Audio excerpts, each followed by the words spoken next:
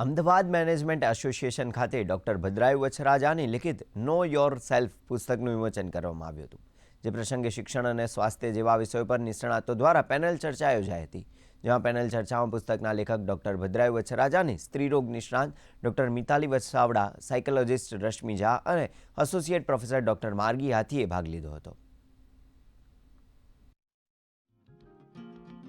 આજથી 38 વર્ષ પહેલાં મેં મારું ડૉક્ટરેટ કર્યું એજ્યુકેશન ફેકલ્ટીમાં. ત્યારે મને વિચાર આવ્યો કે એક નવી દિશામાં આપણે સંશોધન કરીએ.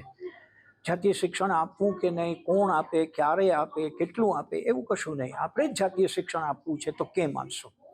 એની વાત હું લઈને આવ્યો અને એક્સપેરિમેન્ટલ રિસર્ચની બહુ ક્લાસિકલ રિસર્ચ કરીને મેં એક સેલ્ફ લર્નિંગ મટીરિયલ તૈયાર કર્યું, 100 અધ્યયન સાહિત્ય.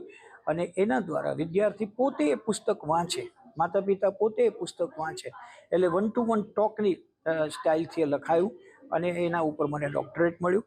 પુસ્તક થયું તમારી જાતને ઓળખો ગુજરાતીમાં. બહુ જ વર્ષો સુધી એ ચાલ્યું. 12 આવૃત્તિઓ થઈ. ફેમિલી પ્લાનિંગ એસોસિએશન ઓફ ઇન્ડિયાએ 4 આવૃત્તિ કરી. હવે આપણો ટ્રેન્ડ આખા ગુજરાતનો ઇંગ્લિશ મીડિયમ તરફ વળ્યો છે. તો વી થોટ કે why not to publish this book into English.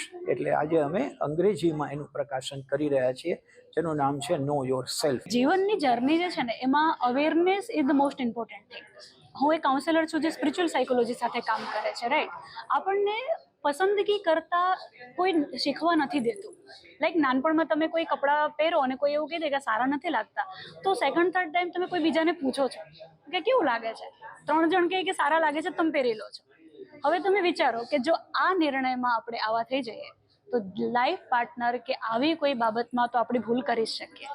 So awareness જીવન પથમાં પોતાને સમજવામાં, મારે શું કરવું છે, મને શું થઈ રહ્યું છે, અને જે થઈ રહ્યું છે એનું સોલ્યુશન બહાર છે કે મારી અંદર છે, આ સમજવા માટે મને લાગે છે કે એકવાર બહુ જ લેમેનની લેંગ્વેજમાં આ બુક મદદ કરશે.